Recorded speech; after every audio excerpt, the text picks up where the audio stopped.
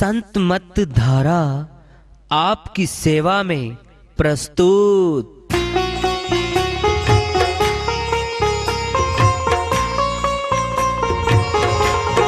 जो चाहता है प्रभु प्यारा वो आओ संत मत धारा, भक्ति भेद बता कर सारा वो कर दे भव के पारा।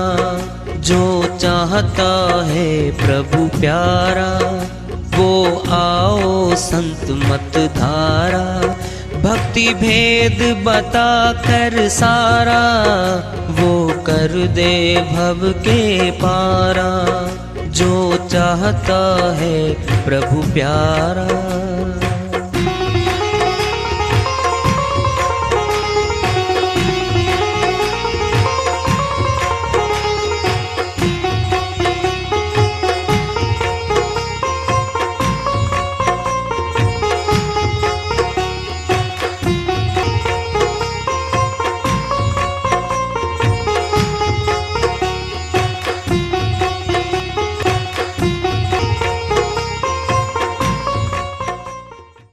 परम पूज्य सदैव स्मरणीय सदगुरु साहिब की जय हो। सतनाम साहेब आदरणीय सर्व संतों की जय हो। उपस्थित आदर के योग प्रभु प्रेमी एवं जिज्ञासु आत्माओं, हम सभी पूर्ण पिता परमात्मा सभी सृष्टियों के रचनहार कुल मालिक हम सब के जीवन का आधार उनकी महिमा को सुनने के लिए एकत्रित हैं।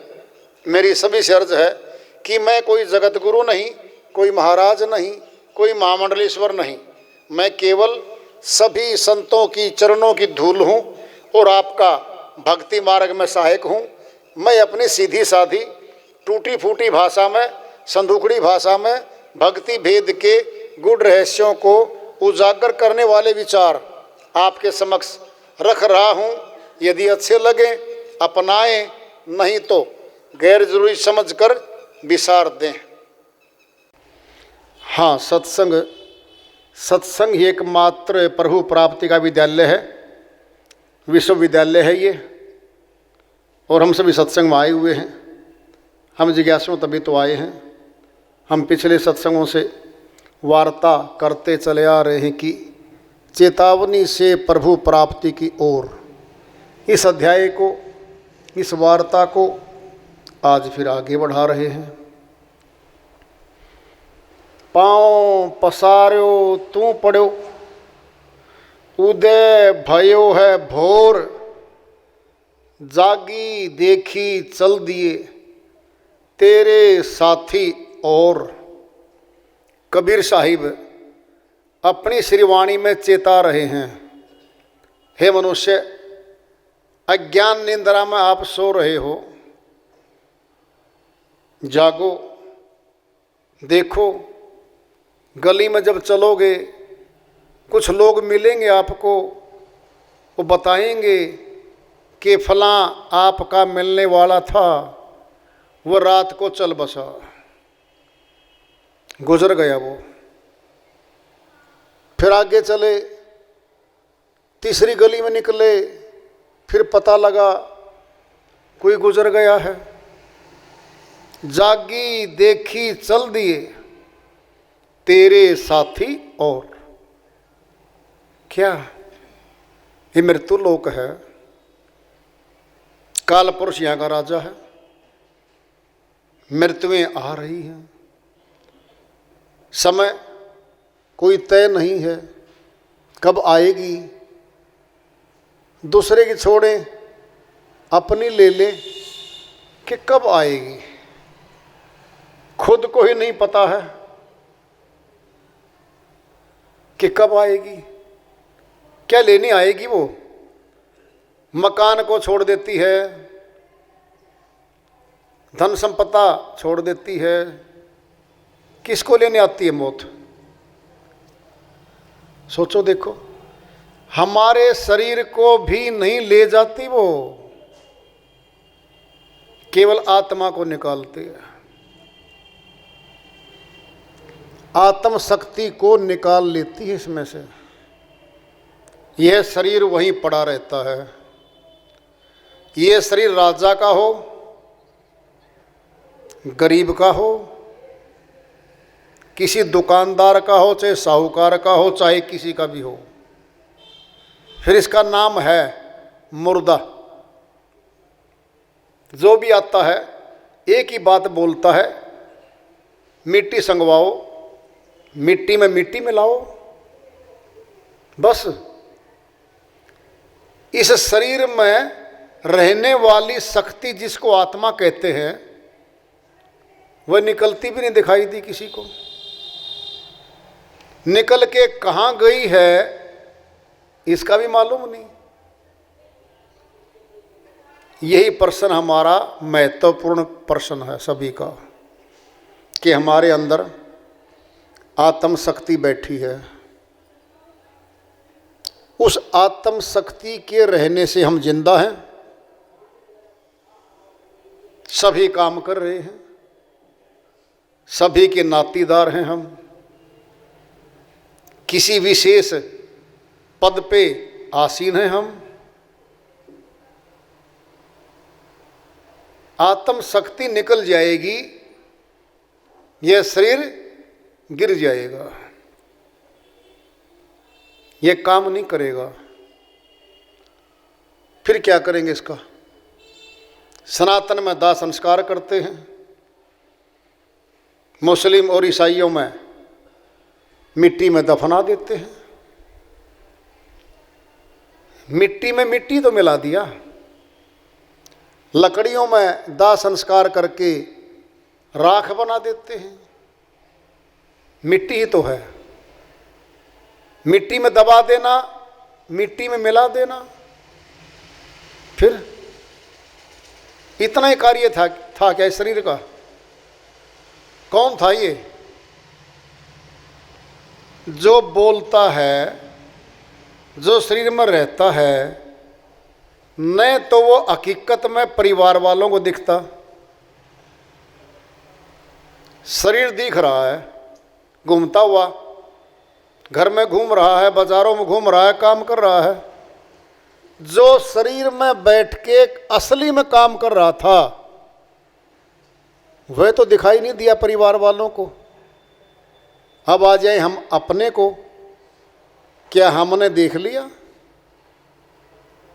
अपनी आत्मा जो तन के अंदर बैठी है, इस शरीर को जिंदा रखे हुए आज, क्या उसको देख लिया?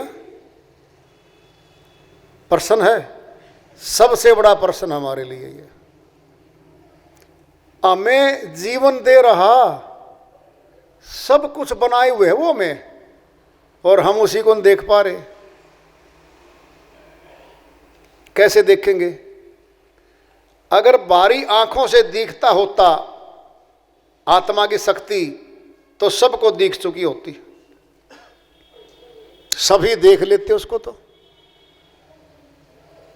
अर्थात बारी आंखों से नहीं दिखती वो, हमने अपनी नहीं दिखती बारी आंखों से, तो दूसरे कैसे देखेंगे? जो खुद अशिक्षित है वो दूसरे को शिक्षित कैसे बना देगा? जो खुद नहीं देख पा रहा दूसरे को कैसे दिखा देगा? छोटा सा प्रश्न है, बहुत बड़ा प्रश्न है ये। आपको पोथियों में, ग्रंथों में, कठिन कठिन मंत्रों में नहीं उलझा रहे हम। अशिक्षित अनपढ़ व्यक्ति भी जिस ज्ञान को आसानी से जान सके, समझ सके, अनुभूति कर सके, वो ज्ञान है संत मत में। कठिन भाषाएं सीखनी नहीं है, कठिन योग करने की जरूरत नहीं है, इतना आसान है, सहज योग है ये। संत मत क्या है? सहज योग। सहज कहते हैं आसान, आसानी से किए जाने वाले कार्य को सहज कहते हैं। फिर इतना सहज है तो फिर सभी जान लेंगे इसको? नहीं, अब कठिन बनेगा। ये कठिन कैसे बनेगा अभी देख लो, आप उत्तर की पड़ताल कर लेना। आसान चीज कठिन कैसे हो जाती है, अब आपको साहिब की दया से इसी बात पे प्रकाश डालने जा रहे हैं हम। आदि में जब मनुष्य तन यहाँ आकर के शुरुआत की थी, न कोई भाषा थी, न कोई ग्रंथ था, न कोई नाम था। उसमें जिंदा था मनुष्य, सभी कार्य करता था मनुष्य। अनपढ़ता, अशिक्षित, अशिक्षा ज्यादा थी। पीछे जाएं 100 साल पीछे, बहुत कम लोग, एक गांव में एक आध पढ़ा लिखा होता था, शिक्षित होता था।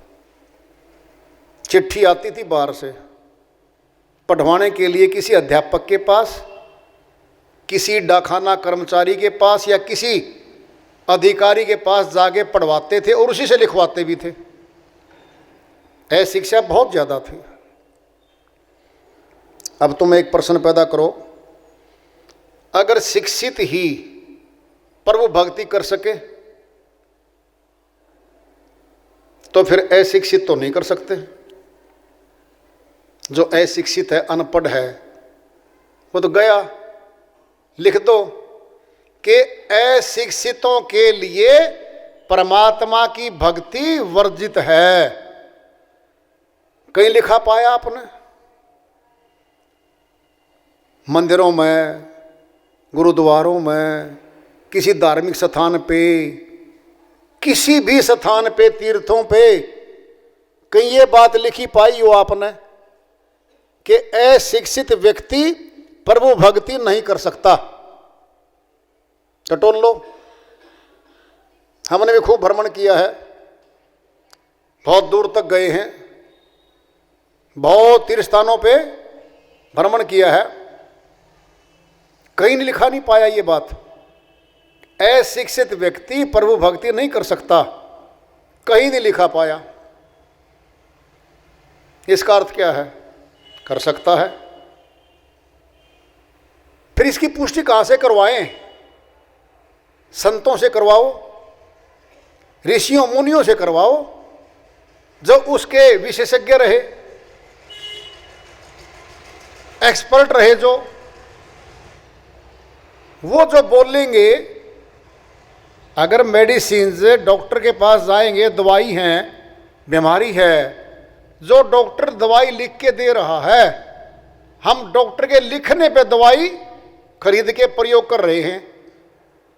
फिर गली में तो बहुत बैठे हैं, सुंदर सुंदर भी, उससे तो बड़े अच्छे अच्छे। लिखवा लो ना किसी से भी दवाई, बोलो नहीं, डॉक्टर विशेषज्ञ है। हम उसके पास गए, बीमारी चेक की, दवाई लिखी, दवाई का प्रयोग किया, बुखार उतर गया, कोई बीमारी थी वो दूर हो गई। किसके द्वारा दूर हुई है? डॉक्टर्स के द्वारा। क्यों? वो विशेषज्ञ हैं अपनी लाइन के, प्रभु भक्ति के भी विशेषज्ञ हैं, वो संत हैं, उन्हीं से ले लो। आसान, विश्वसनीय तो बात ये रहेगी जो संतों ने कही है।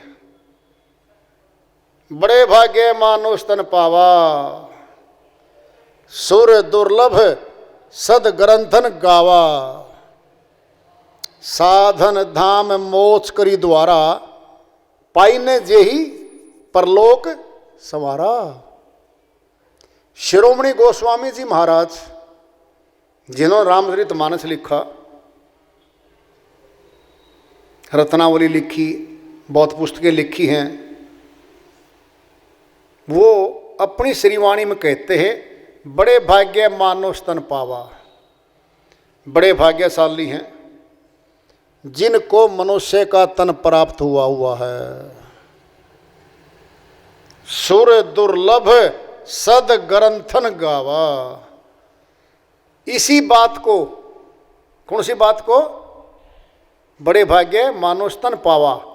इस लाइन को, इसी बात को सद ग्रंथन गावा। सभी धार्मिक ग्रंथों ने पुष्टि करी इसी बात की कि मनुष्य तन सबसे ऊंचा है, भाग्य से मिलता है। इसमें अगर कहीं ये लिखा हो बता दो कि जी पढ़े लिखे को अलग कर दिया हो, अशिक्षित को अनपढ़ को अलग कर दिया, वाणी में नहीं है। केवल मनुष्य तन कहा है। बड़े भाग्य मानो स्तन पावा। सुर दुर्लभ सदग्रंथन गावा। जो देवों को दुर्लभ है जो शरीर, देवता लोग तरसते हैं शरीर को, याचना करते हैं, वो ये नहीं मिलता। वो हमें आज प्राप्त हो गया। क्या करें इसमें? साधन धाम मोच करी द्वारा, पाईने जेहि परलोक समारा। इस शरीर को पा करके जिसने अपनी मुक्ति का द्वार नहीं संभाला, मोक्ष की तैयारी नहीं करी, पाईने जेहि परलोक संवारा। जिसने अपने परलोक को नहीं संवारा। कहाँ परलोक? शरीर को छोड़ के कहीं तो जाएंगे हम, परलोक, इससे दूसरा लोक। पर मैंने दूसरा लोक कौन सा है? वही है मुक्ति का धाम। मुक्ति धाम कहते हैं उसको। पाईने जेहि परलोक संवारा। मनुष्य तन को प्राप्त करने के बाद अपने परलोक को नहीं संवारा। क्या किया? कुछ भी नहीं कर पाए। सोचो, ये है एक्सपर्ट, ये विशेषज्ञ हैं। कौन? संत हैं। संतों के पास हम क्यों जाते हैं? संतता उनके पास होती है, अध्यात्म की विधि उनके पास होती है। उम्र से, वेशभूषा से कोई सरोकार नहीं है संत का। दृष्टांत ले लो, पिंड में एक अध्यापक है, इंग्लिश का अंग्रेजी पढ़ाता है, लेकिन कमीज पाजामा पहनता, वो तो धोती बांधता है, साधारण है। अगर पेंट कोट डाल के, टाई डाल के आए, हम दूर से देखेंगे कि पेंट कोट टाई लगा रखी है, बहुत बड़ा शिक्षित होगा ये तो भाई। हमारे अंदर एक भावना है कि वो बहुत बड़ा ऑफिसर होगा, शिक्षित होगा, पेंट कोट टाई लगा के, चाहे अनपढ़ भी क्यों नहीं हो। वो तो बातचीत करेंगे तब पता लगेगा। लेकिन जो कुर्ता पहन के, धोती बांध के बैठा है, और वो है इंग्लिश का स्पेशलिस्ट, अंग्रेजी का अध्यापक है। अगर वेशभूषा देख के हम कह दें कि जी ये तो क्या इंग्लिश पढ़ाता होगा, संपर्क तो बनाओ उससे पूछो तो, क्या जी आप अंग्रेजी पढ़ाना जानते हो? बोलेगा वो, बिल्कुल जी जानता हूँ, अच्छे से जानता हूँ, एक्सपर्ट है वो। तो वेशभूषा का तो फिर कोई संबंध नहीं रहा। अध्यात्म का, आत्मज्ञान का यही तो है। बाहरी वेशभूषा का कोई संबंध नहीं है इससे। वह जानकार है, जानकारी देता है वो, और उस जानकारी को देते समय ये कह दे कि जी मैं तो नया ज्ञान दूंगा आपको, आज से पहले ऐसा ज्ञान नहीं मिला होगा, वो तो नया है। जो नया है कल पुराना हो जाएगा, कल पुराना हो जाएगा। श्री गीता अध्याय 4 श्लोक 1 से 5 तक चलो। श्री कृष्ण भगवान अर्जुन के निमित्त कहते हैं कि हे अर्जुन, जो ज्ञान मैं तुझे दूंगा वह कल्प के आदि में सूर्य को दिया था, आगे इक्ष्वाकु को दिया था, फिर मनु को दिया था, फिर यही ज्ञान राज ऋषियों में चलता रहा। हे अर्जुन, अब वह ज्ञान लुप्त प्राय हो गया है, छुप सा गया है। मैं उसी ज्ञान को दोहराऊंगा। क्या कह रहे हैं? पुरातन सनातन योग है अर्जुन, वह पुरातन है, सनातन है। उसी योग को दोहराऊंगा मैं, नया पैदा नहीं करूंगा। जो नया होगा कल पुराना हो जाएगा, वो तो मरण में आएगा। उसको विनाशी कैसे बनाओगे? सत्य कभी बदलता नहीं है, मिटता नहीं है, जलता नहीं है, खंडित नहीं होता, एक रस रहता है वो सत्य। तो फिर प्रश्न करते हैं अर्जुन श्री कृष्ण भगवान से, हे माधव, मैं कैसे मान लूँ आपकी बात को? आप तो मेरे सामने ही तो पैदा, सामने ही तो बड़े हुए हो, और मेरे सामने ही तो आप। इस बात को मैं कैसे मान लूँ कि आपने कल्प के आदि में सूर्य को दिया था, इक्ष्वाकु को, मनु को, राज ऋषियों में चला। जवाब देते हैं, हे अर्जुन, तुम तो अपने कर्म के अधीन पैदा होकर आते हो, तुम्हें नहीं पता। मैं अपनी योग माया से प्रकट होता हूं, मुझे पता है। जिस शरीर को तुम देख रहे हो ये वर्दी है, जामा है, इसको तो मैं छोड़ दूंगा। वह सनातन योग, वह पुरातन योग असल में क्या है? क्या है वो? आगे चलते हुए श्री गीता अध्याय 7 के श्लोक 2 में फरमाते हैं, हे अर्जुन, जो अध्यात्म ज्ञान मैं तुझे दूंगा उसको जानने के बाद संसार में कुछ भी जानना शेष नहीं रहता। और हे अर्जुन, तुझे जानना पड़ेगा, इस जन्म में, नहीं तो अगले में, नहीं तो अगले में।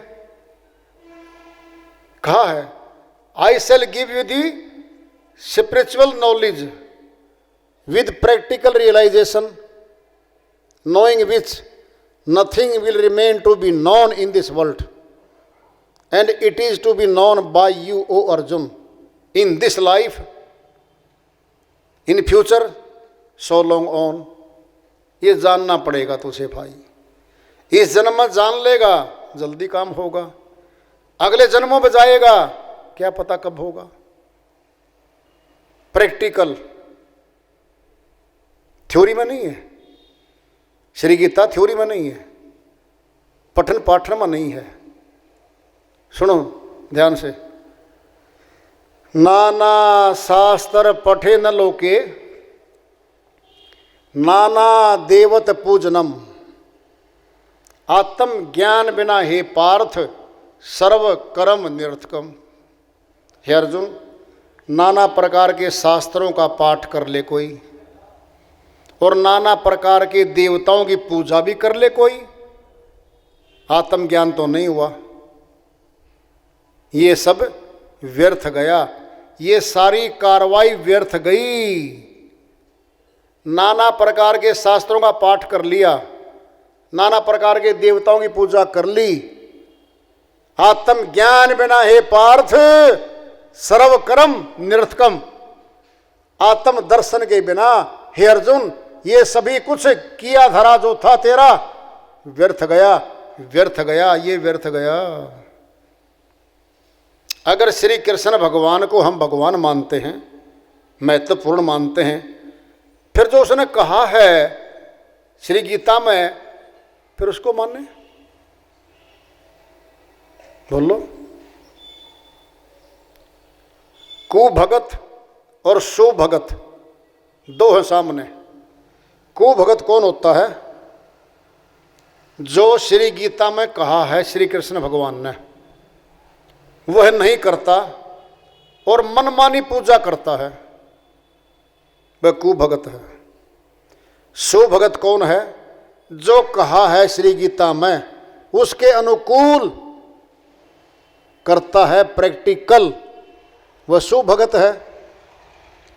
दृष्टांत लोग पिंड में ले लो, कुपुत्र और सुपुत्र दो हैं पिता के। एक पिता की आज्ञा का पालन करता है, कहा मानता है, वह सुपुत्र है। पिता सारी संपत्ति दे देगा उसको, सुपुत्र को।